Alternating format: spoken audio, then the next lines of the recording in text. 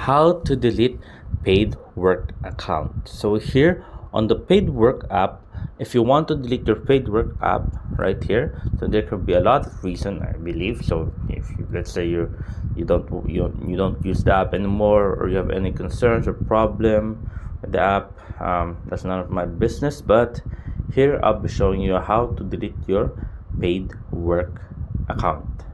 So now let's get right into it, guys. All we need to do to delete your paid work account is press on the settings icon right here, right there. There you go. After pressing the settings icon right there, all we need to do is press on account just below general right here and just above user data. Then press on it once you're ready. After pressing it, you will see delete account right there. Press on delete account. After that, this will pop. Are you sure you want to delete your account? Your data will be permanently deleted. We will not be able to restore it. All funds that you have in your account will not be paid out. I agree to have my account deleted. Just check on that. Then there you go. Just click on agree.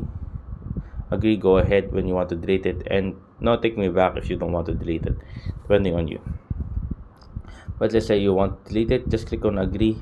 Go ahead. So a quick tip for you guys, it's not like the ordinary deleting stuff. Like when you delete it, you have 14 days to retrieve it, 30 days to retrieve it. This one, it doesn't have that.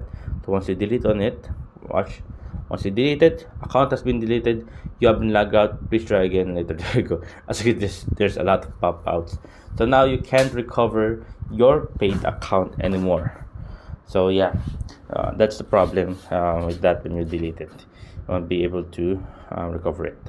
So there you go, guys. Do it. I hope you guys enjoyed. If you have any concerns or questions, you can type in the comment below, guys. Happy to answer as soon as possible. And thank you, guys.